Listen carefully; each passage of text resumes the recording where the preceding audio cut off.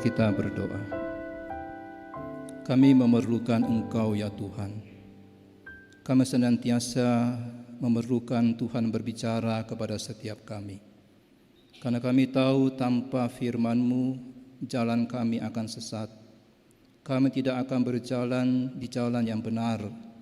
Oleh karena itu, tuntunlah kami dengan kebenaran firman Tuhan yang bersama-sama kami akan dengarkan pada siang ini. Dan pakailah hamba-Mu yang akan menyampaikan firman Tuhan pada siang ini. Urapi dengan kuat kuasa Roh-Mu yang kudus. Hanya di dalam nama Tuhan Yesus kami bersama-sama berdoa. Amin. Silakan duduk. Saudara bersyukur kita pada hari ini boleh kembali bersama-sama beribadah dan juga akan mendengarkan pemberitaan firman Tuhan. Saya mengajak kita membuka satu bagian firman Tuhan yang terambil dari Amsal 30 ayat 24 sampai 28. Amsal 30 ayat 24 sampai 28 yang mau melihat di layar, ada juga di layar saudara. Saudara perhatikan nats Alkitabnya, jangan perhatikan kopinya yang lagi mengebul ya. Nanti pulang baru minum kopi. Saya akan bacakan buat saudara Amsal 30 ayat 24 sampai 28. Tema kita pada hari ini adalah 4 kebijaksanaan hidup. Demikianlah firman Tuhan. Ada 4 binatang yang terkecil di bumi, tetapi yang sangat cekatan.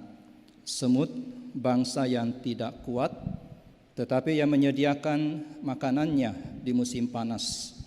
Pelanduk, bangsa yang lemah, tetapi yang membuat rumahnya di bukit batu. Belalang yang tidak mempunyai raja, tetapi semuanya berbaris dengan teratur. Cicak yang dapat kau tangkap dengan tangan, tetapi yang juga ada di istana-istana raja. Saudaraku, orang-orang yang bijaksana jarang kita temui pada hari ini. Tetapi kalau orang yang berlagak bijaksana, yang berlagak pandai, itu banyak kita temui. Yang hebat bukan kebijaksanaannya, tetapi hanya lagaknya saja, hanya gayanya aja. Tapi sebenarnya tidak bijaksana. Mungkin kita termasuk di dalamnya.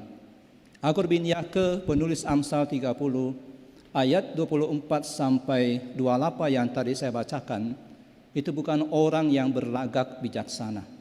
Tetapi dia betul-betul orang yang diurapi oleh Roh Kudus, yang Tuhan memakai dia, dan renungannya itu dituliskan di dalam Amsal pasal yang ke-30. Amsal 30 ayat 24 sampai 28 yang tadi saya bacakan itu merupakan bagian dari kebijaksanaan dari Agur yang bisa menolong kita menjalani hidup kita dengan bijaksana. Saudara, orang bijaksana biasanya meniru atau belajar dari kebijaksanaan orang lain atau dari alam. Seringkali kalau kita hendak meniru atau kalau kita hendak belajar, maka kita meniru ke atas. Kita meniru orang-orang yang hebat, yang sudah sukses. Ada yang meniru Jack Ma, ada yang meniru Joko Widodo, ada yang meniru SBY, ada yang meniru Trump, amit-amit, ada yang meniru Stephen Tong, ada yang meniru Abraham, meniru Daniel, meniru Calvin, belajar dari Luther, dan lain sebagainya. Kita belajar dari orang-orang yang hebat, saudara. Tetapi Agur bin Yake ini bukan meniru orang-orang yang hebat, bukan belajar dari orang-orang yang sudah berhasil, sebaliknya. Dia enggak meniru ke atas, tetapi dia meniru ke bawah. Dia belajar dan mengajarkan hikmat dari 4 ciptaan yang kecil dan tidak menarik. Kecil dan tidak menarik. Saudara, semut itu tidak menarik, saudara. Tidak menarik bagi manusia. Saya belum pernah menemukan ada orang yang memelihara semut. Ada di antara saudara yang pelihara semut? Saya yakin enggak ada, saudara, ya. Kalau ada luar biasa. Kita biasanya bukan pelihara semut, tapi pelihara ikan. Kita pelihara ayam, bukan semut. Nah, bagaimana dengan pelanduk? Pelanduk juga itu sebenarnya tidak menarik. Apa ada yang menjadikan kebiasaan pelihara pelanduk? Tentu enggak juga. Kita pelihara kucing, kita pelihara anjing. Kalau belalang, cicak. Ada di antara saudara yang pelihara cicak di rumah? Ketika kita lihat cicak di meja makan kita bukan pelihara, tapi kita usir. Kalau perlu disingkirkan, dibunuh. Dan semua binatang, hewan-hewan itu adalah hewan-hewan yang tidak masuk hitungan kita.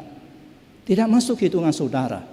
Tetapi Agur memilih hewan yang kecil ini, hewan yang tidak menarik ini, hewan yang sederhana ini sebagai model untuk kita belajar dari mereka. Agur mengajarkan kepada kita hikmat melalui hewan-hewan yang kecil, hewan-hewan yang tidak penting bagi kita ini, yaitu dari semut, dari pelanduk, dari belalang, dan dari cicak. Mari kita pelajari hewan-hewan ini, saudara. Yang pertama adalah dari semut.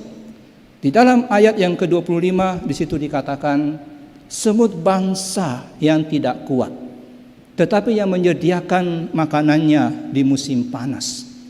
Jadi semut ini menyediakan makanannya di musim panas. Semut ini bekerja pada hari ini untuk besok. Atau dengan kata lain, semut ini mengetahui masa dalam hidup ini. Semut mengetahui waktu dalam hidup ini. Semut tahu waktu apa hari ini. Ini waktu untuk menuai, waktu untuk mengumpulkan. Semut tahu masa apa hari ini. Ini merupakan masa di mana kami mengumpulkan. Jadi saudara, apa itu hikmat? Hikmat itu adalah kita tahu waktu apa saat ini. Kita tahu masa apa saat ini. Itulah hikmat. Ada banyak orang tidak tahu waktu ini waktu apa. Ada banyak orang yang tidak tahu masa ini masa apa. Ada banyak orang yang hidup hanya dalam satu masa, satu dimensi. Ada yang hidup di masa yang lalu. Ketika saudara berbicara dengan orang itu, maka kosakata yang sering kali muncul adalah dulu waktu saya muda, dulu waktu saya kecil, dulu waktu saya kaya, dulu waktu saya sukses, dulu waktu saya kuliah, dikit-dikit dulu. Kalau sekali-kali sih nggak apa-apa saudara. Karena saya seringkali juga kadang-kadang mengatakan dulu, ya, waktu saya kuliah, waktu saya kecil. Tetapi kalau selalu mengeluarkan kata dulu, maka saudara yang muda hari ini itu sudah mengalami penuaan dini. Wajah masih muda, tapi otak sudah tua. Karena sudah ada kosakata dulu. Perhatikan engkong saudara, atau perhatikan papa saudara. Kalau dia sudah mulai berbicara dulu, saya biasanya udah siap-siap dengar 1 jam ketika sudah muncul kata dulu, dan itu nggak bisa diberhentikan. Itu tanda-tanda penuaan. Tetapi itu bukan hikmat saudara. Jikalau kita hidup seperti ini, kita hidup di masa lalu. Hidup yang seperti ini bukan hidup yang berhikmat. Tapi ada juga orang yang hidup di masa sekarang. Hidupnya adalah hanya untuk hari ini. Nikmati hari ini selagi kamu bisa. Main game hari ini selagi kamu bisa. Terus nikmati masa mudamu. Gak usah pikirkan yang lain. Nikmati kalau menyetir mobil di jalan tol 160 km per jam. Bagaimana nanti aja. Happy dulu, itu yang paling penting. Pokoknya nikmati hari ini. Hari ini gajian, nikmati hari ini. Bulan depan atau minggu depan ada makan atau enggak makan, itu urusan nanti. Itu orang yang hidup di masa sekarang. Orang seperti ini berlagak hebat, berlagak berhikmat, tetapi sesungguhnya bebal. Tapi ada juga orang yang hidup untuk hari depan saja. Nantilah saya melayani setelah saya lulus kuliah. Nantilah saya akan sungguh-sungguh ikut Tuhan setelah saya pensiun. Nanti saya akan rajin beribadah setelah saya sukses. Nanti saya akan pakai uang saya setelah saya pensiun. Saya akan berikan pekerjaan untuk mendukung pekerjaan Tuhan. Dia hidup untuk masa depan. Tapi dia tidak tahu masa depan itu seperti apa. Masa depan belum tentu dia miliki. Semut saudara mengetahui waktu apakah hari ini? Semut selalu mempersiapkan dirinya. Dia keluar dari masa lalu dan dia hidup di masa sekarang dan mempersiapkan diri untuk masa mendatang. Itulah semut. Semut bekerja di musim panas untuk mempersiapkan diri di musim dingin. Kalau seandainya semut ini terlena di musim panas, maka dia tidak akan bekerja mempersiapkan diri untuk datangnya musim dingin. Jadi prinsipnya adalah apa yang saudara lakukan hari ini itu akan mempengaruhi hidupmu ke depan. Apa yang saudara lakukan pada masa yang lalu, seperti inilah hidupmu pada hari ini. Kalau kita belajar dengan serius pada hari ini, maka akan bisa kita bayangkan ke depan bagaimana masa depan kita.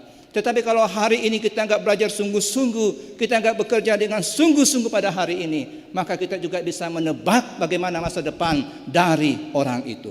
Saudaraku yang dikasihi oleh Tuhan Yesus, hal seperti ini bukan hanya berlaku di dalam dunia kerja, bukan hanya berlaku dalam dunia studi, tapi hal ini berlaku juga di dalam kerohanian kita. Apa yang kita lakukan hari ini, itu akan memberikan dampak ke depan. Surah Amsal 30 ayat 25 ini tidak bisa dipisahkan dari konteks. Amsal 30 ayat 25 berhubungan dengan Amsal 30 ayat yang kelima. Ia mengatakan semua firman Allah adalah murni. Ia adalah perisai bagi orang yang berlindung padanya. Firman Tuhan itu merupakan perisai. Perisai bagi orang yang berlindung kepadanya. Kalau kita tidak membaca firman Tuhan pada masa sekarang ini, ketika kelak kita berjumpa dengan masalah, kita tidak akan sanggup menghadapi persoalan itu. Kita tidak akan punya perisai dalam menghadapi persoalan itu. Saudaraku, musim dinginnya semut itu berbeda dengan musim dinginnya kita. Penyakit yang kelak kita akan alami itu merupakan musim dinginnya kita. Kesulitan keuangan yang kelak kita alami itu merupakan musim dinginnya kita. Mungkin kelak kita akan mengalami yang namanya duka cita. Itu merupakan musim dinginnya kita. Mungkin kelak kita akan masuk ICU. Itu merupakan musim dinginnya kita. Saudaraku, pertanyaannya adalah, siapkah saudara menghadapi musim dingin itu? Siapkah kita menghadapi musim dingin itu?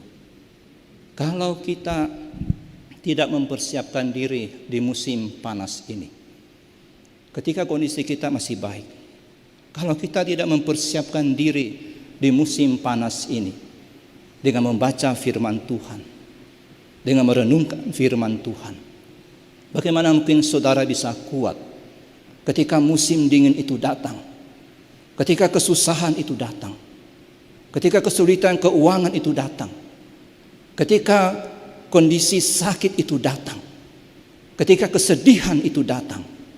Ingat saudara, kita tidak selalu ada di musim kemarau. Kita enggak selalu ada di musim menuai. Akan ada musim dingin, di mana kita tidak akan bisa menuai. Kita enggak selalu ada dalam kondisi yang baik. Ada saatnya kondisi kita menjadi buruk. Kita harus oleh karena itu mempersiapkan diri selama kondisi kita baik, dengan baik-baik dan rajin-rajin membaca, merenungkan firman Tuhan, supaya ketika kondisi yang buruk itu datang, kita tidak roboh. Inilah hikmat, inilah kebijaksanaan. Saudara harus memakai waktumu saat ini untuk mempersiapkan diri di masa depan yang kita tidak tahu.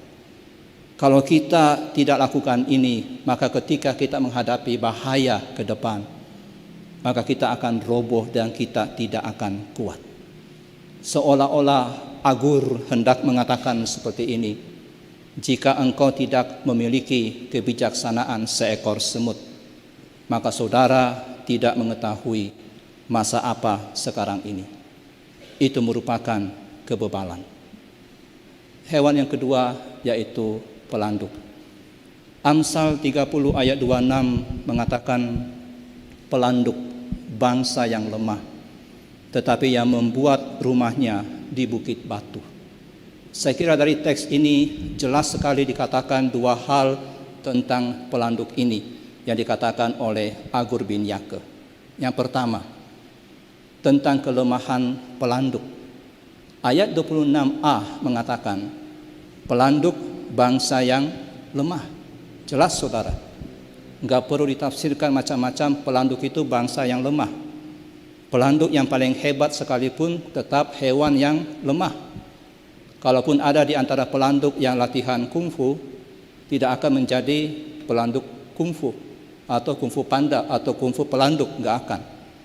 Ketika dia keluar walaupun sudah latihan, anak singa pun bisa makan pelanduk itu. Jadi pelanduk itu lemah, dan pelanduk ini tahu kelemahan mereka. Ini yang pertama. Pelanduk itu lemah, tapi pelanduk tahu kelemahan mereka. Kalau pelanduk tidak tahu kelemahan mereka, pelanduk sudah musnah dari muka bumi ini. Hal yang kedua yang dikatakan tentang pelanduk, yaitu pelanduk tahu di mana letak kekuatan mereka, yakni di bukit batu. Di dalam Amsal 30 ayat 26b dituliskan di situ, mereka membuat rumahnya di bukit batu. Jadi di bukit batu itulah kekuatan mereka. Pelanduk menaruh tempat perlindungannya di bukit batu. Saudara tidak akan bisa melihat pelanduk kalau mereka sudah ada di dalam bukit batu mereka. Dan ketika musuh menyerang, maka mereka akan lari masuk ke dalam tempat perlindungan mereka. Raja Wali yang hendak menerkam mereka harus menghancurkan bukit batu supaya bisa menerkam pelanduk itu. Jadi pelanduk ini tahu di mana itu tempat yang aman. Jadi saudaraku, ada dua hal yang dikatakan oleh Agur tentang pelanduk ini. Yang pertama apa? Pelanduk tahu kelemahannya. Dan yang kedua, pelanduk tahu di mana letak kekuatannya. Inilah hikmat. Hikmat adalah kita tahu kelemahan kita dan kita tahu di mana letak kekuatan kita. Saudara, orang yang berhikmat mengetahui kelemahannya, dia tahu di mana letak kekuatan yang bisa diandalkan. Ini dua hal yang dimiliki oleh orang yang berhikmat. Kalau saudara hendak hidup dengan berhikmat, maka saudara mesti punya dua hal ini. Tahu di mana kelemahanmu dan tahu di mana saudara taruh letak kekuatanmu itu. So, letak kekuatan kita ada pada Allah. Agur dan penulis perjanjian lama mengajarkan kepada kita, ketika Agur mengatakan bukit batu atau gunung batu, maka itu merupakan simbol daripada Allah, simbol daripada Allah tempat perlindungan. 2 Samuel pasal 22 ayat yang ketiga mengatakan, Allah gunung batuku, tempat aku berlindung. Mazmur 18 ayat yang ketiga mengatakan, ya Tuhan bukit batuku, kubu pertahananku. Mazmur 62 ayat 3 berkata, hanya dialah gunung batuku dan keselamatanku, kota bentengku. Mazmur 71 ayat 3 mengatakan, jadilah gunung batuku, tempat aku berteduh. Semua itu diarahkan kepada Tuhan.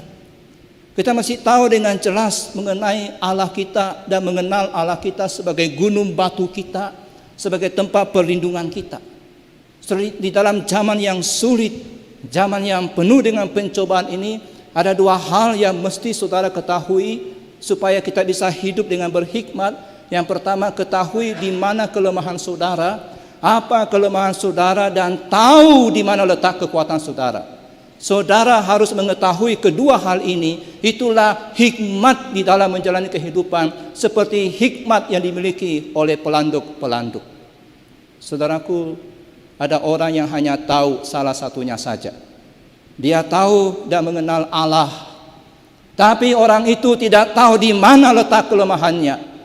Mereka orang-orang yang sudah belajar Alkitab, sudah masuk sekolah teologi, sudah belajar doktrin, sudah belajar semua dengan lengkap, dan sudah baca Alkitab dari Kejadian sampai Wahyu. Mereka mengatakan kami mengenal Allah, dan betul mereka mengenal Allah. Mereka bisa jelaskan siapa itu Allah, bisa menjelaskan siapa itu Kristus. Tetapi sayang sekali, ada banyak orang-orang seperti ini tidak tahu di mana letak kelemahan mereka. Akibatnya adalah mereka menjadi sombong dan kurang berhati-hati. Hingga ada orang-orang yang jatuh dalam dosa seksual berulang kali. Ada orang Kristen yang mengatakan saya mengenal Allah, tapi jatuh dalam dosa pencurian berulang kali. Ada orang Kristen yang sudah belajar Alkitab begitu luar biasa, tapi berbohong berulang kali. Kenapa, saudara? Karena orang itu hanya kenal Tuhan, tapi tidak tahu di mana kelemahannya. Dia tidak berhati-hati dengan kelemahannya. Kalau pelanduk hanya tahu ada bukit batu, tapi tidak tahu kelemahannya, dia tidak akan pernah masuk ke bukit batu itu. Dia akan menjadi sasaran empuk dari hewan buas. Saudara punya Allah yang kuat, Allah sebagai bukit batu saudara. Tapi kalau saudara tidak tahu di mana kelemahan saudara, sehingga saudara tidak pernah datang berlindung kepada Tuhan, saudara merasa fine saja, saudara merasa saya baik-baik saja, saya yakin saudara jatuh dalam dosa berulang kali.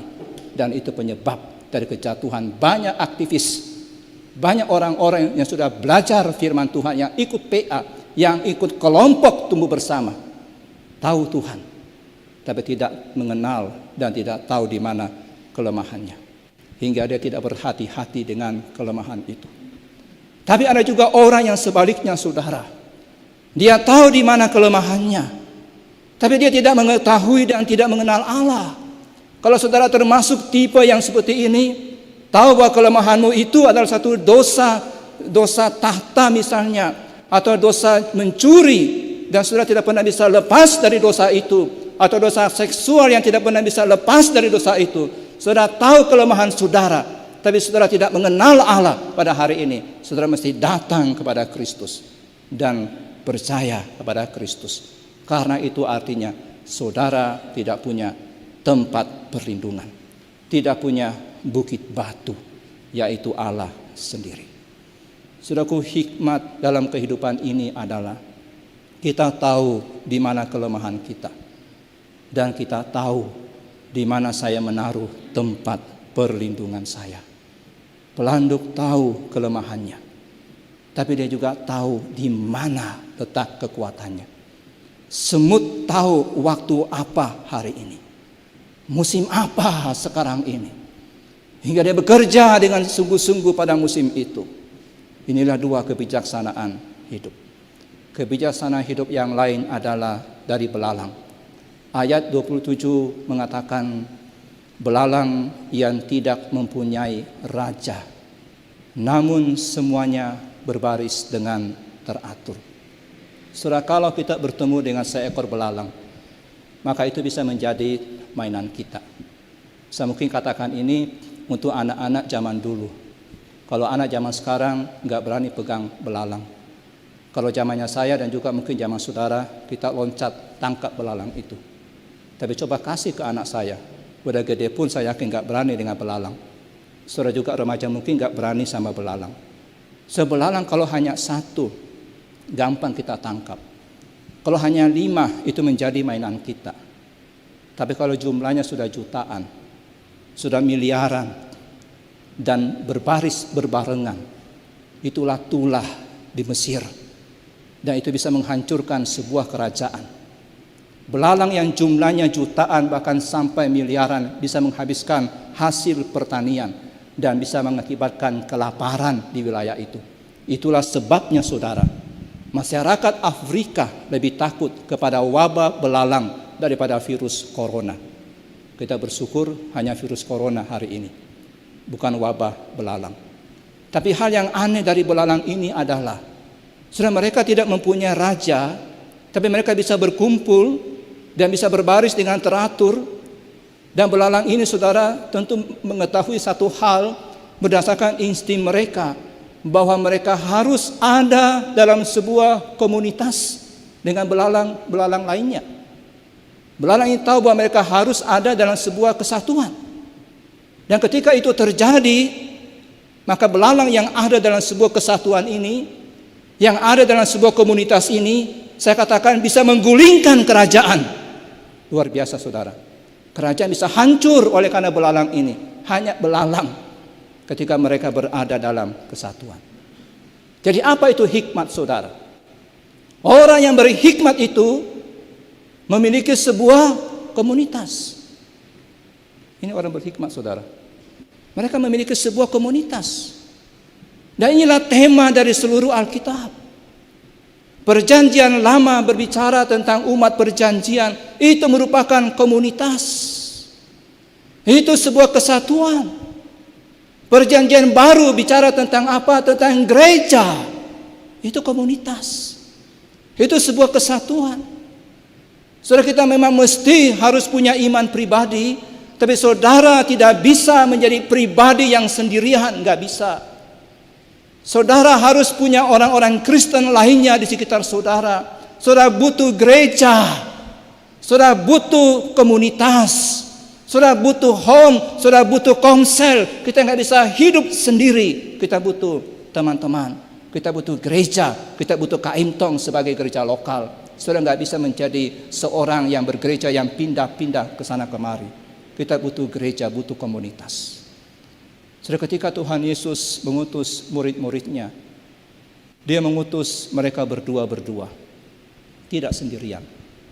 Mereka butuh orang, butuh komunitas.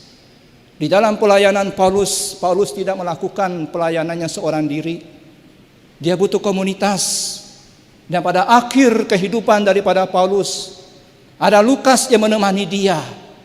Ada Lukas yang menemani dia, dan bahkan dia meminta ditambah lagi. Dia minta supaya Markus mengunjungi dia. Alkitab kita itu dipenuhi dengan komunitas, saudara. Kalau saudara tidak tahu di mana letak kekuatan saudara, kalau saudara tidak mengerti bahwa orang Kristen lainnya membutuhkan saudara, dan saudara butuh orang Kristen lainnya, saudara tidak akan berhasil dalam hidup saudara. Saudara tidak akan berhasil dalam pelayanan saudara. Kita tidak akan pernah bisa meninggalkan jejak dalam pelayanan kita di Kaimtong ini kalau kita enggak satu dalam melayani Tuhan. Kalau kita enggak satu dalam komunitas untuk melayani Tuhan, tidak akan pernah kita bisa meninggalkan jejak yang baik dalam pelayanan di zaman kita ini. Kita tidak akan pernah bisa berdampak kalau kita tidak pernah bersatu dan hidup dalam komunitas untuk melayani Tuhan. Kita adalah komunitas. Saudara tidak bisa melakukannya sendiri. Dan kalau saudara tidak memahami itu, saudara tidak punya hikmat. Saya katakan ini dengan jelas sekali lagi. Kalau kita nggak pahami kebenaran ini, kita tidak punya hikmat. Hikmat itu adalah tahu kita butuh komunitas. Sudah 3 kebijaksanaan hidup yang kita pelajari. Pertama dari semut, kita harus tahu masa apa hari ini, saat apa hari ini dalam hidup saya. Apa hari ini merupakan saat menuai, menuailah dengan rajin. Hari ini saya sehat, lakukan dengan sungguh-sungguh dengan kesehatan saudara. Kita belajar dari semut hal itu. Kemudian dari pelanduk kita mesti tahu di mana letak kelemahan saya. Tapi juga mesti tahu di mana letak perlindungan saudara. Dan dari belalang kita mesti tahu di mana letak kekuatan kita. Yakni di dalam komunitas ini, di gereja inilah, dalam home kita itulah, di situ letak kekuatan kita. Dan yang terakhir yaitu cicak. Amsal 30 ayat 28 mengatakan, cicak yang dapat kau tangkap dengan tangan, tetapi yang juga ada di istana raja. Saudara pernah pegang cicak dengan tangan? Saya enggak berani, saudara. Kalau belalang saya berani pegang, cicak enggak pernah saya berani pegang. Karena lembek. Saya enggak berani. Cicak yang mudah kita pegang dengan tangan ini, anggap saja ini cicak ya. Yang kita bisa pegang, yang kita bisa banting, yang kita bisa pencet, kita bisa matikan. Tapi Alkitab mengatakan cicak ini juga ada di istana raja. Sudah perhatikan kalimat ini. Cicak yang bisa kita tangkap, yang kita bisa pegang, yang sangat lemah ini ternyata ada di istana raja. Ada di dinding istana raja. Ada di kamar daripada raja. Ada di meja makan raja. Saudara, ini aneh saudara. Ini ganjil saudara. Ada sebuah keganjilan di sini. Bisa dipegang, bisa ditangkap, mudah dimatikan, tetapi ada di istana raja. Ada sebuah keganjilan. Tapi inilah yang namanya sebuah anugerah. Ya, anugerah saudara. Anugerah itu ganjil. Tidak layak diberikan kepada cicak. Karena dia gampang ditangkap, mudah dipegang, bisa dimatikan, gak layak. Tapi kok bisa ada sih di istana raja? Ini ganjil, tapi inilah yang namanya anugerah. Anugerah yang Tuhan berikan kepada cicak untuk masuk ke dalam istana raja. Saudara, siapa sih yang layak masuk istana raja? Yang layak masuk istana raja bukan yang bisa dipegang, bukan yang bisa ditangkap, yang bisa dimatikan, bukan. Pasti pikiran kita yang layak masuk istana raja itu adalah yang kuat, yang terhormat. Dalam Amsal 30 ayat 29 sampai dengan 31. Situ ada hewan-hewan yang lebih hebat dari cicak. Saudara bisa membuka Amsal 30 ayat 29 sampai 31. Situ dikatakan ada 3 binatang yang gagah langkahnya. Bahkan 4 hal yang gagah jalannya. Yakni singa yang terkuat di antara binatang, yang tidak mundur terhadap apapun. Kemudian ayam jantan yang angkuh dan kambing jantan. Gagah saudara. Ada singa yang dikatakan paling kuat, terkuat.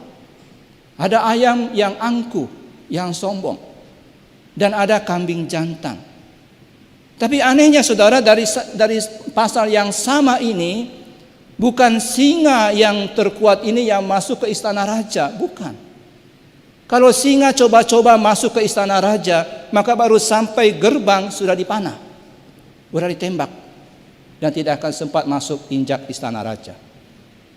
Kalau ayam jantan coba-coba masuk ke istana raja, saya yakin ayam itu langsung bisa sampai ke dapur dan jadi sate ayam.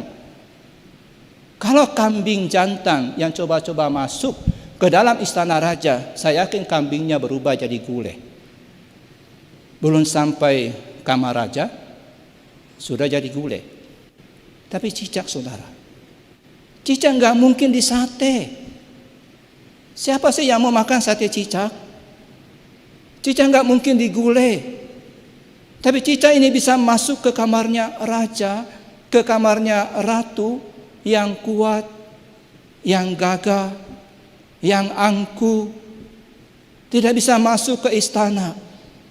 Tapi yang lemah seperti cicak, yang kita bisa pegang, yang kita bisa tangkap, yang kita bisa matikan, tapi itu masuk ke istana. Bukankah ini ganjil? Tapi inilah namanya anugerah. Sesuatu yang tidak pantas, tapi mendapatkan yang demikian luar biasa dari Tuhan. Cicak yang bisa kau tangkap dengan tangan, kata firman Tuhan. Tetapi yang juga ada di istana raja. Cicak mendapat anugerah dari Tuhan. Dengan bentuknya, dengan keberadaannya, dengan kelemahannya, dengan segala apa yang dia miliki, dia dapat anugerah untuk masuk ke istana raja. Saudaraku, cara kerja Tuhan terkadang memang tidak bisa kita pahami. Kita seringkali berpikir bahwa yang kuatlah yang akan masuk ke istana. Tapi justru dari nas ini yang lemah, yang bisa ditangkap dengan tangan, yang masuk ke dalam istana. Oleh karena itu saudara, kalau kita mau hidup berhikmat, kita mesti memahami cara kerjanya Tuhan. Sebuah cara kerja yang dianggap ganjil oleh manusia. Sebuah cara kerja yang berdasarkan anugerah. Sudah pada waktu saya kuliah di STT Bandung dulu ya, saya cuma sekali-kali ceritakan dulu saudara ya, saya belum pikun. Dulu waktu saya masih kuliah di STT Bandung, suatu hari saya diajak mengunjungi KIM Tong Bandung. Saudara, itu pertama kali saya masuk ke gedung KIM Tong ini. Gedung ini sudah dibangun dan rupanya mungkin baru diresmikan beberapa tahun yang lalu. Saya ingat sekali waktu itu saya beserta seorang tamu dari GKKA Banjarmasin. Saya hanya menemani, tapi tamu itu yang akan bertamu ke Kak Imtong dan hendak bertemu dengan Pendeta Hendra G. Mulya. Dan saya sebagai mahasiswa diajak juga untuk melihat-lihat Kak Imtong oleh Pak Hendra. Lalu kami diajak ke lantai 3, ya, di ruang kebaktian utama di atas. Ketika saya melihat ruang ibadah lantai 3 itu, saya kagum sekali dan saya mengatakan, wah, luar biasa. Dan sebagai mahasiswa teologi, maka yang saya perhatikan adalah mimbarnya, saudara. Lalu ketika Pak Hendra lengah sedikit, lagi ngobrol, saya jalan menuju ke mimbar. Dan kemudian saya berdiri di mimbar sambil melihat-lihat kursi yang kosong. Lalu saya bergumam dalam hati, wah, keren juga ya khotbah di sini. Tapi waktu itu saya tidak berani melamun untuk khotbah di mimbar Kak Imtong waktu itu, karena saya masih mahasiswa dan saya tidak ada relasi dengan orang Kak Imtong dan tidak ada pikiran itu sama sekali. Saya hanya kenal satu orang, itu pun tidak terlalu akrab, yaitu Pendeta Albert Lumbo almarhum. Tapi saya nggak menyangka, saudara, suatu hari Pak Albert, Pak Yosep, dan Bapak Wirawan Condro sebagai utusan dari pengurus cabang Bina Bakti datang ke kampus, ke STTB, dan mereka meminta saya untuk membantu melayani di cabang Bina Bakti sebagai part-time, membantu Pak Albert, dan membantu memimpin PA di Sekolah Kristen Bina Bakti. Dan itu merupakan awal di mana setelah saya selesai di STTB, saya kemudian diundang oleh Kak Imtong menjadi hamba Tuhan full time, melayani di cabang Bina Bakti dan sebagai pembina rohani dan koordinator kerohanian di Sekolah Bina Bakti. Dan saudara tahu, suatu hari saya mendapat jadwal khotbah di Kak Imtong dan berdiri di mimbar Kak Imtong. Siapa yang menyangka, saudara? Cicak yang tadinya berharap khotbah di mimbar Kak Imtong, ternyata khotbah juga di mimbar Kak Imtong. Saya pun tidak menyangka akan masuk ke Kak Imtong, dan sekarang ini saya sudah melayani sudah 24 tahun, termasuk di cabang Bina Bakti, Sekolah Bina Bakti, dan juga terakhir di Kak Imtong ini. Saudara, hidup itu seperti ini. Hidup itu seperti ini. Ada hal-hal yang kita tidak duga. Ada anugerah yang kita terima. Sesuatu yang kita merasa enggak layak, tapi itu diberikan kepada kita. Jadi hikmat itu adalah membuka mata kita untuk melihat anugerah dan berharap kepada anugerah Tuhan. Dan tentu, saudara, hal ini juga seharusnya mempengaruhi cara kita memandang orang lain.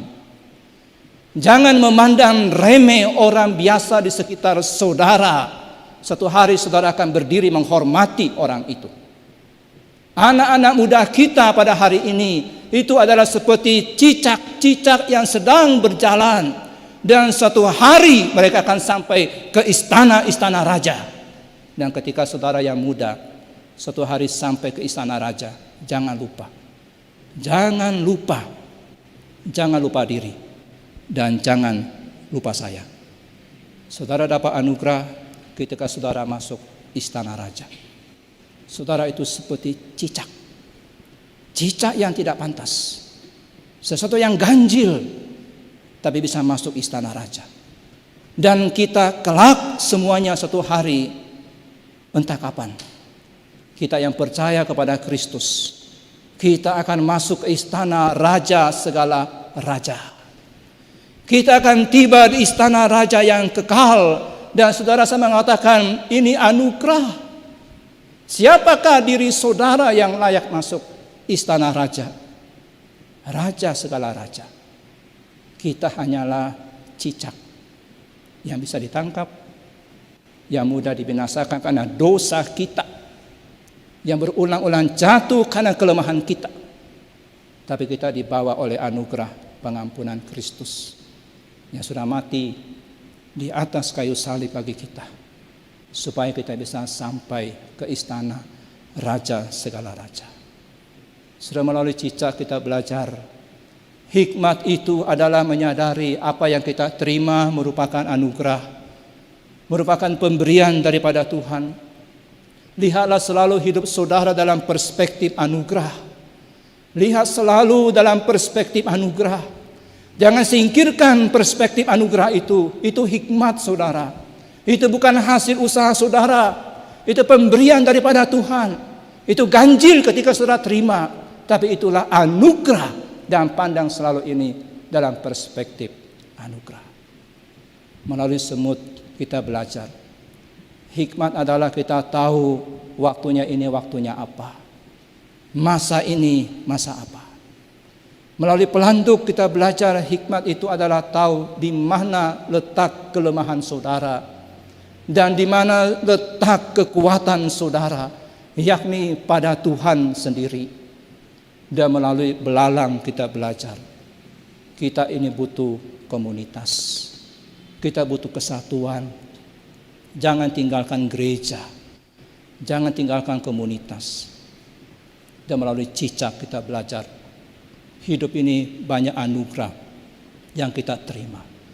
Saudaraku, 4 hewan-hewan ini mengajarkan kepada kita sekalian hikmat, mengajarkan kebijaksanaan hidup.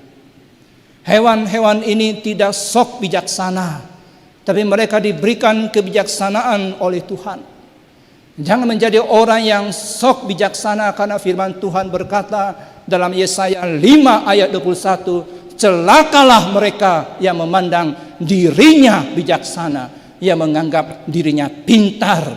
Kita mesti merendahkan hati kita untuk belajar kebijaksanaan yang Tuhan ajarkan di dalam firman-Nya. Kalau saudara suatu hari mendapat kesempatan, duduklah di bawah kaki keempat binatang ini. Kalau saudara bisa temukan kakinya. Dan belajarlah dari mereka. Hewan-hewan yang kecil ini memiliki banyak hal untuk diajarkan kepada kita. Sedangkan saudara dan saya masih memiliki banyak hal untuk kita pelajari. Kita belum berhikmat. Kita masih butuh banyak belajar. Belajar dari firman Tuhan. Mari kita berdoa.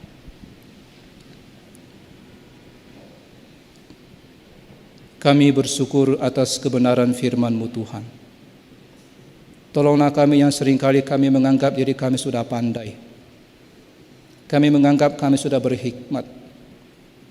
Tapi sesungguhnya kami jauh daripada hikmat itu. Hikmat hanya kami temukan di dalam firman-Mu, dalam Kristus Tuhan kami. Oleh karena itu bantulah kami untuk bergaul akrab dengan firman Tuhan. Tolonglah kami Tuhan untuk bisa mengetahui masa apa masa hari ini yang kami miliki. Dan kami bisa menggunakan masa itu dengan baik. Tolong kami ya Tuhan untuk tahu di mana letak kelemahan kami. Dan kami tahu di mana kami seharusnya taruh kekuatan kami, yaitu kepada Tuhan. Tolong kami juga untuk tidak menjauh dari gereja. Tidak menjauh dari komunitas ya Tuhan. Karena disitulah kami kuat. Melalui komunitas kami bisa meninggalkan jejak-jejak dalam hidup kami. Dan bantulah kami untuk bisa melihat segala sesuatu dari perspektif anugerah. Karena apa yang kami miliki pada hari ini adalah anugerah daripada Tuhan. Dan kami masih akan mendapatkan anugerah demi anugerah di depan, di dalam kehidupan kami. Terima kasih Tuhan yang baik, Tuhan yang sudah menebus kami, Tuhan yang mengasihi setiap kami. Di dalam nama Tuhan Yesus kami bersama-sama berdoa. Amin.